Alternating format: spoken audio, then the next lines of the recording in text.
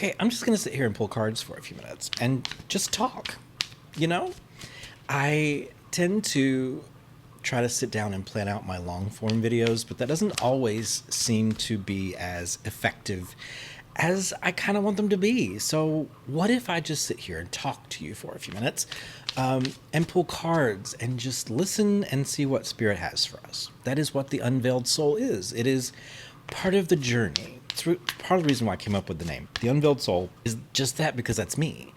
I actually went back to school at 40. Yes, I am 46, about to be 47. But I went back to school, and I, at the time, was a queer Christian. Don't hate me. And I really felt like we needed more queer pastors in the world. So I went to seminary. I did 2 years, did my associate's degree, learned way too much truth about the history of organized religion itself, and especially about Christianity, and decided that I needed to go back to some things and some practices that really aligned with my soul and my, like, originally who I am, like my real spirit, not who I was taught to be by my family and by society, by the Pentecostal church. Yes, I grew up Pentecostal in Alabama in the 80s.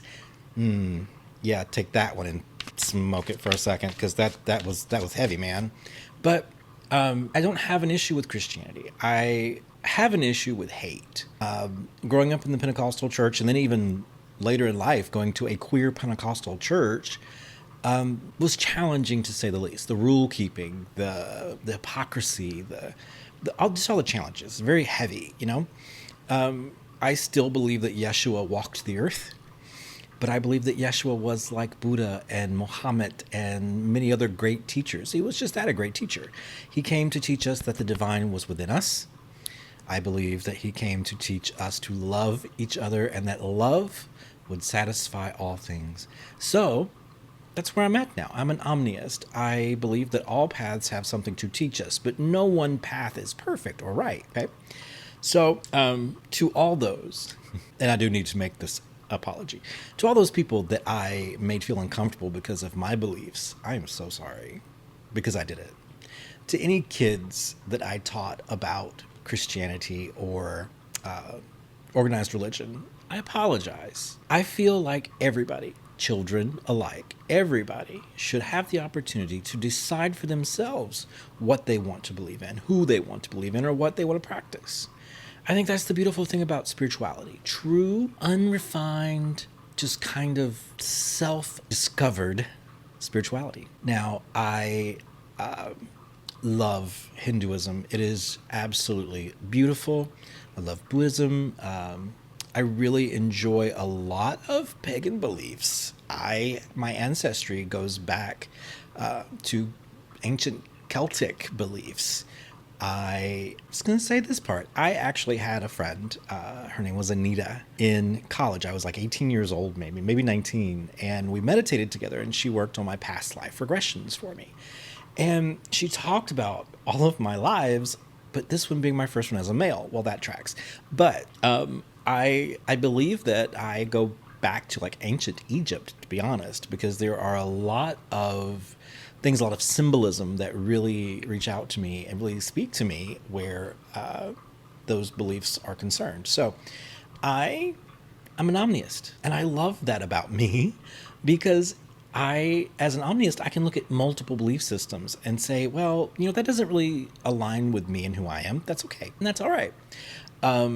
I still have plenty of friends who are Christian. Now, they are progressive Christians. They are, this might be the wrong term to use, but more liberal Christians, more loving Christians.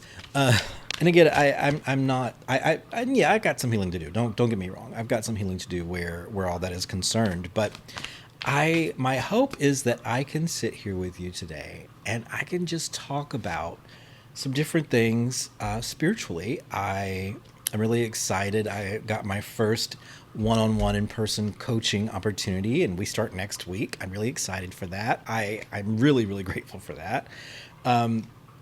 I am wrapping up one of my Clarity Zoom groups tonight.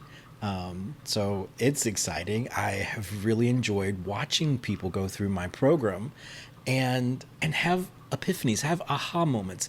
I have been growing from these groups, and I think they're wonderful. And really, I'm just facilitating, guys. I go in to these meetings and I ask questions, and I help people to find their truth. I'm not trying to tell anybody what to believe. I'm still trying to figure out everything that I believe. So who am I to tell you what to believe? But I really enjoy talking to people, especially people who are outside of my own culture, whatever that is, as a Southern grown white man. But I think that as a global society, we really should get to know each other a lot better. If something makes you uncomfortable, as when I was a Christian, we were taught that anything outside of the church was evil and of Satan, right? Especially this symbol right here. Now, while some people do use it in a way that is negative or for shock value, or it really doesn't mean anything negative. It has a couple of different meanings, actually. It actually kind of represents body, mind, spirit, and like just the different parts of the body. It can also express the four elements plus the ether. It can be a protection symbol. It can be different things, but it was never really meant to be something evil. And we really need to pay attention to that. We really need to unwire the willful ignorance that has infested our society. And we really need to educate ourselves a little bit more. Just like the fact that tarot in and of itself is not evil. Tarot in and of itself is a divination tool. And someone asked me, I'm a part of a phenomenal group of humans called Tarot and Tea here on the north side of Indianapolis. If you are interested, please message me and I'll hook you up with that group because they're amazing. We're amazing. But anyway, but somebody asked me how long I'd been doing divination. I said, since I was about 18, 19 years old, because that was when I met the first people who taught me about anything outside of Christianity. And then I thought for a second and I said, no, actually, I've been doing it my whole life. I grew up in the Pentecostal church. We listened to the Holy Spirit and we spoke to people or spoke over people or, talked about different things going on in their lives. And we said we were giving them the word from the Spirit. It's divination. It's a spiritual gift. It's the same thing. It's nothing different. So I say all of this because I really want people to understand that just because you don't know about something or don't understand something doesn't mean it's evil or wrong. It does mean that you should educate yourself. It does mean that, there's always room to grow. So another example is I make intention candles, handmade. I make them here in my home. I print my own labels. And it's beautiful. It's a great thing because these, this is healing. The base, the fragrance is lavender. Lavender is a healing scent.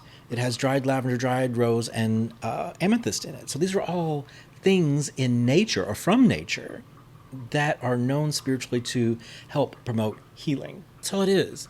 I had a friend walk up to my booth at the big gay market here in Indianapolis when I was a vendor there last weekend. And he was a little uncomfortable with the idea of the candle itself. He's like, I'm just going to buy it for the scent and not for the purpose or the title. And I said, but it's not what you think it might be. It's an intention candle. It's whatever your intention is or whatever your heart is in that moment. So I kind of shared with him the idea of like a prayer candle in like Catholicism or the Episcopal Church or any of those other churches that light candles.